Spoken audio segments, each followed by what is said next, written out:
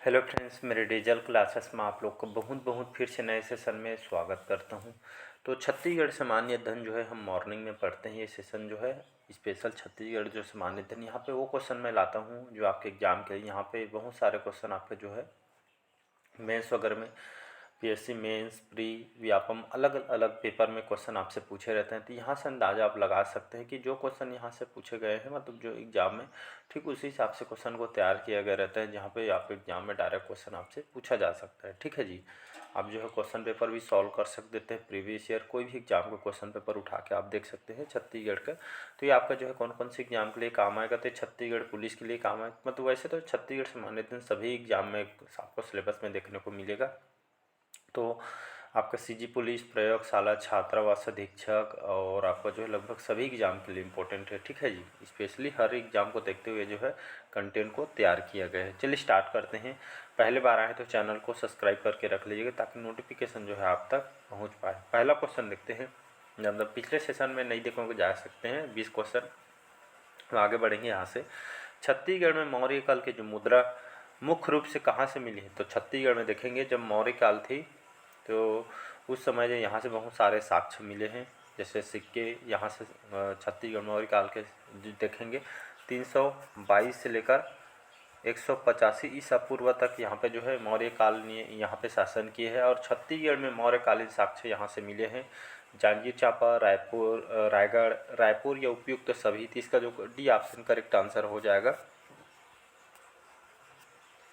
ठीक है जी, उपयुक्त सभी इसका करेक्ट आंसर हो जाएगा।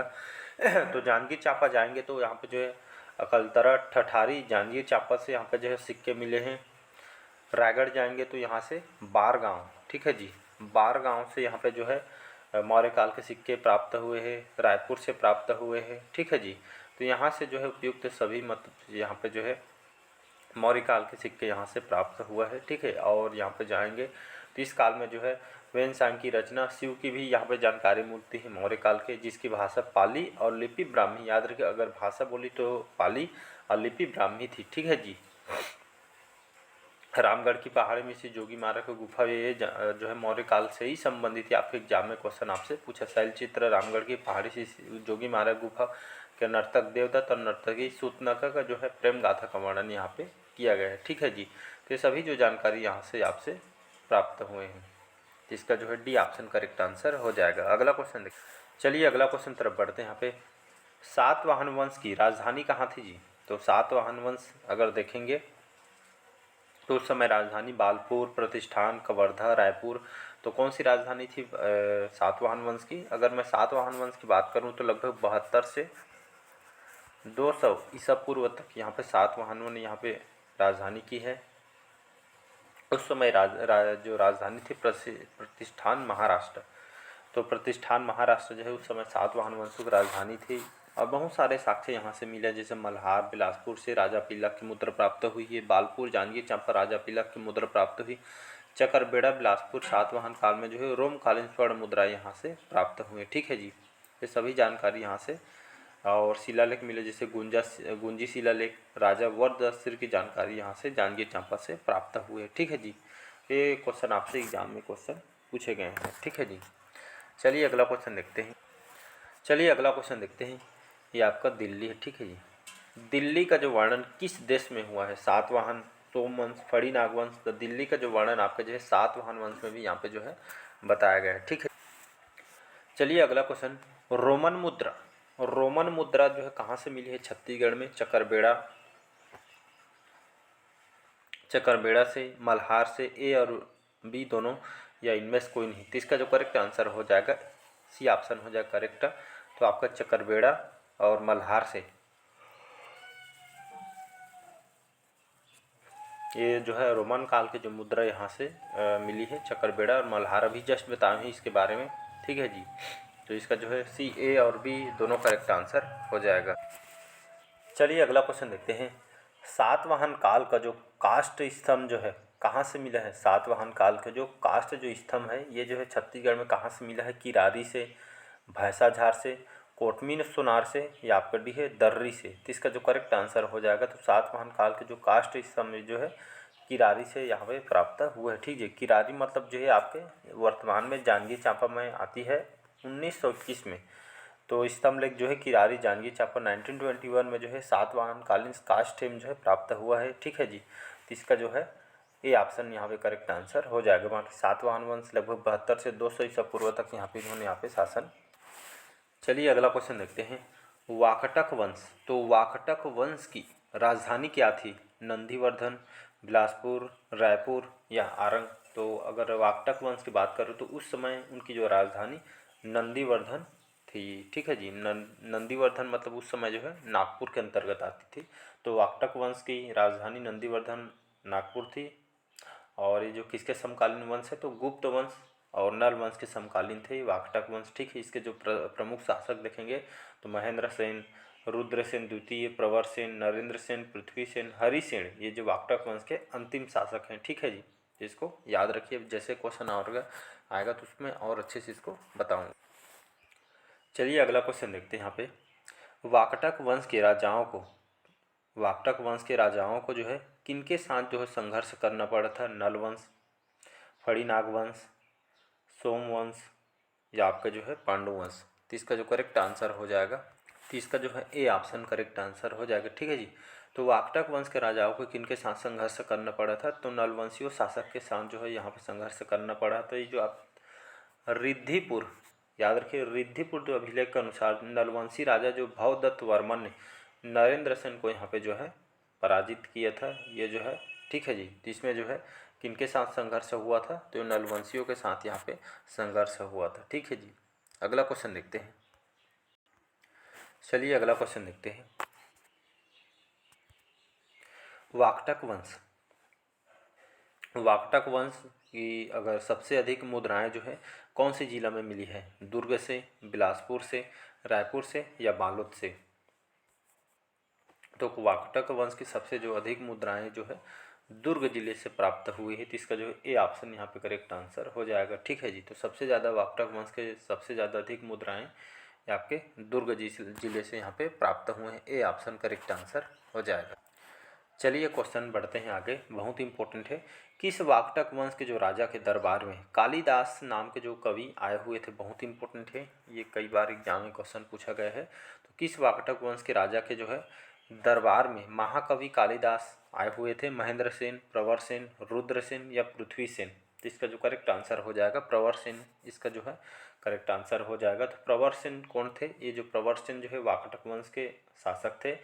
इनके दरबार में महाकवि कालिदास आए हुए थे और यात्रा के दौरान सरगुजा जिले के रामगढ़ या इसको रामगिरी भी बोलते हैं, तो सरगुजा रामगढ़ या रामगिरी सरगुजा जो है जिले की पहाड़ी पर जो है इन्होंने मेघदूत, किसकी? मेघदूत ग्रंथ की रचना इन्होंने की और सरगुजा को इन्होंने स्वर्ग स्वर्ग के द्वारा इन्होंने कहा था। और मेघदूत का छत्तीसगढ़ी भाषा में किसके किसके द्वारा अनुवाद किया गया है? तो मुकुटधर पांडे इन्होंने यहाँ पे अनुवाद किया है। ये दोनों क्वेश्चन बहुत बार रिपीट हुआ है। ठीक है जी, तो बहुत इंपॉर्टेंट है। तो प्रवर सेन के जो है शासनकाल में आए हुए थे। अगला क्वेश्चन देखते चलिए अगला क्वेश्चन देखते हैं। सरपुरी राजवंश, सरपुरी राजवंश का सबसे प्रतापी राजा कौन था जी? तो नरेंद्र, सरबराज, प्रवर राज या प्रसन्न राज? तो इसका जो करेक्ट आंसर जो हो जाएगा यहाँ पे सरपुरी राजवंश का सबसे प्रतापी राजा बोला जा रहा है, तो इसका डी ऑप्शन करेक्ट आंसर हो जाएगा प्रसन्न राज। ठीक है जी, तो प्रसन्न राज इसकी राजधानी क्या थी? तो सरबपुर जो है इन्होंने अपनी राजधानी बनाया था। अलग अलग शासन ने यहाँ पे जो है अलग अलग जो है शासक जो है अपनी राजधानी बनाए हुए थे। जैसे सरबराज इन्होंने सरबपुर को अपनी राजधानी बनाई थी। प्रसन्न मात्र इन्होंने मल्हार को राजधानी बनाई थी। प्रवर राज प्रथम ने सिरपुर को अपनी राजधानी बनाई थी। तो उसी तरह जो सरबपुरी राजवंश सबसे प्रतापी राजा ये आपका प्रसन्न राज था। ठीक है जी, इन्होंने जो है इन्होंने निडीला नदी लीलागढ़ के किनारे जो है प्रसन्नपुर मल्हार नगर इन्होंने बसाया था। और गरुड़ चक्र जो शंख युक्त सोने सिक्के भी इन्होंने यहाँ पे चलाया था। ठीक है जी, तो इसका जो करेक्ट आंसर हो जाएगा प्रसन्न राज, इसका करेक्ट आंसर हो जाएगा। चलिए अगला क्वेश्चन देखते हैं। एक एग्जाम में ये क्वेश्चन आपसे पूछ सकता है कि जो सरपरी वंश के शासक थे इनके कौन से धर्म के अनुयायी थे? कई बार ये मेंस तक के क्वेश्चन में पूछा गया है, तो वैष्णव धर्म से संबंधित है। ठीक है जी, और सरबराज जो है सरपुरी वंश के जो है संस्थापक हैं, तो ये भी इम्पोर्टेंट हो जाता है। चलिए अगला क्वेश्चन देखते हैं। सिरपुर के जो है पांडुवंशी या इनको ही सोमवंश बोला जाता है। तो सिरपुर के पांडुवंशी या सोमवंशी जो शासकों की राजधानी कहाँ थी? सिरपुर, महासमुंद, रायपुर या दुर्ग? तो इसका जो करेक्ट आंसर हो जाएगा सिरपुर, इसका ए ऑप्शन करेक्ट आंसर हो जाएगा। तो सिरपुर के पांडुवंशी या सोमवंशियों की जो शासक थे जिन्होंने अब राजधानी किसको बनाई थी? तो राजधानी सिरपुर को बनाई थी। इनका शासनकाल में अगर जाएंगे तो इनका शासनकाल लगभग 6ठी से 7वीं जो है शताब्दी जो है इनकी राजधानी थी। और इसके संस्थापक कौन है? सिरपुर के पांडुवंश के संस्थापक कौन है? तो इंद्रबल, याद रखिएगा, इंद्रबल जो है इसके संस्थापक है। और छत्तीसगढ़ का स्वर्णकाल जो है महासिगुप्त बालार्जुन के शासनकाल को कहा जाता है। छत्तीसगढ़ का उत्कर्ष काल महासिगुप्त तिवर्देव के काल को कहा जाता है। ठीक है। और छत्तीसगढ़ मंदिरों का निर्माण कौन से काल में हुआ था सबसे ज़्यादा? तो पांडुवंशी काल में जो है स्थानीय राजवंशों में सबसे ज़्यादा हुआ था। ठीक है जी। तो यहाँ से एग्जाम में क्वेश्चन उठ के आते हैं। अगला क्वेश्चन देखते हैं। चलिए बढ़ते हैं अगला क्वेश्चन तरफ। पांडुवंश या इसको ही सोमवंश बोलते हैं। ठीक है जी। तो पांडुवंश बोले चाहे सोमवंश एक ही है। तो पांडुवंश या सोमवंश का आदि पुरुष कौन है? इंद्रपल को कहा जाता है, उदयन को कहलाते हैं, नन्नराज को, या आपके ईशान देव? तो इसका जो करेक्ट आंसर हो जाएगा बी ऑप्शन करेक्ट आंसर हो जाएगा। तो पांडुवंश का आदि पुरुष या सोमवंश का आदि पुरुष कौन कहलाता है? तो उदयन कहलाता है। याद रखिएगा इसके प्रमुख शासक हैं उदयन।